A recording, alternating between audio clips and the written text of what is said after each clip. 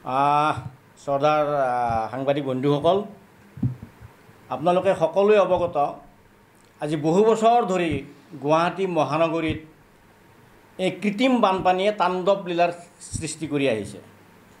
এনে পৰ্যায়ও পাইছেগৈ এই বানপানীত সৰু সৰু ল'ৰা ছোৱালীৰো মৃত্যু হৈছে। কিন্তু আমি লক্ষ্য কৰি আহিছোঁ যে কোনো এখন চৰকাৰে গুৱাহাটী মহানগৰীৰ বানপানীৰ ক্ষেত্ৰত সঠিক পদক্ষেপ গ্ৰহণ কৰি এটা বানপানীৰ নিৰ্মূলৰ ব্যৱস্থা কৰিব পৰা নাই। কিন্তু আমি ক'ব বিচাৰিছোঁ বৰ্তমান চৰকাৰখনে যা নহওক কিছু হ'লেও পদক্ষেপ গ্ৰহণ কৰিছে গুৱাহাটী মহানগৰীৰ বানপানীৰ ওপৰত। কিন্তু আজি কিছুদিন আগত কি হ'ল, আজি 10-12 দিন আগত কি হ'ল, তেতিয়া আমি ৰিয়া আৰু মই আমি যোৰাবাটত আমি আহিছোঁ সোণাপুৰৰ পৰা। সেইদিনা সন্ধিয়া হৈছে। আমি দেখিলোঁ যি ইউএছটাম নামৰ যিখন শৈক্ষিক প্ৰতিষ্ঠান তাত গঢ় লৈ উঠিছে, সেই ছাইডেৰে ব্ৰহ্মপুত্ৰৰ লেখীয়াকৈ এনেকুৱাকৈ পানী আহিছে যে খন্তেক পিছতে তাৰমানে সকলো মানুহ ঘৰ বাৰী উটুৱাইহে কিজানি লৈ যাব। আৰু সেই পানীবোৰ খানাপাৰাৰ ছাইডে আহি গুৱাহাটী মহানগৰীত প্ৰৱেশ কৰিছে। আৰু তেতিয়া এটা ৱাৰ্ড গুৱাহাটী মহানগৰীৰ এটা ৱাৰ্ড ডুব যোৱাৰ লগে লগে গুৱাহাটীখন গোটেইবিলাকৰ যান জোঁটৰ সৃষ্টি হৈ গোটেই জনসাধাৰণৰ বিপদত পৰি আলৈ আথনিৰ সীমা নোহোৱা হৈছে। আমি পিছত গম পালোঁ যে তাত মেঘালয়ৰ মাটিত ইউএছটাম নামৰ এখন শিক্ষা প্ৰতিষ্ঠান তাতে নতুনকৈ নিৰ্মাণ কৰিছে, মেঘালয়ৰ হাজাৰ হাজাৰ শ শ বিঘা মাটি কাটি।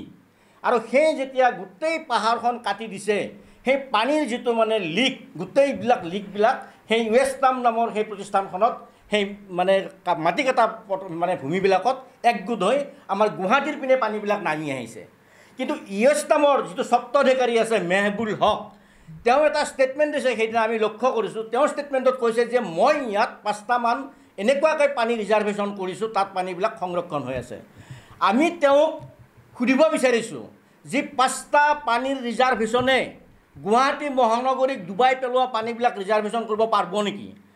আমি কওঁ যে তেওঁক যিখিনি পানী দৰকাৰ প্ৰতিষ্ঠানখনক, সেই পানীখিনিহে তাত তেওঁ সংৰক্ষণ কৰি ৰাখিছে। আমাৰ প্ৰশ্ন হৈছে তেওঁক যে আছিৰে যদি তেওঁ এই পাহাৰ কাটা যদি বন্ধ নকৰে, আমি মেঘালয় গভৰ্ণমেণ্ট, মেঘালয়ৰ ৰাজ্যপাল, মেঘালয়ৰ মুখ্যমন্ত্ৰীৰ ওচৰত আমি নিবেদন কৰিম যে এই শিক্ষা প্ৰতিষ্ঠানখনক আপুনি বিহিত ব্যৱস্থা লওক আপোনালোকে মেঘালয় চৰকাৰে।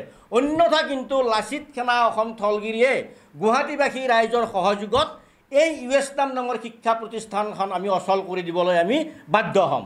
আৰু এটা কথা কি, ইউএছটাম নামৰ প্ৰতিষ্ঠানখনৰ যিটো মানে আমাৰ স্বত্বাধিকাৰী আছে মেহবুল হক ডাঙৰীয়া, তেওঁ মানে কি কৈছে, অসমৰ কিছুমান ৰাজনৈতিক দলৰ নেতাৰ লগত লগ লাগি তেওঁ এটা কুচক্ৰান্ত কৰিছে, যি যাতে অসমৰ মুখ্যমন্ত্ৰীজন ফেইলিউৰ হয় এই কথাটোত।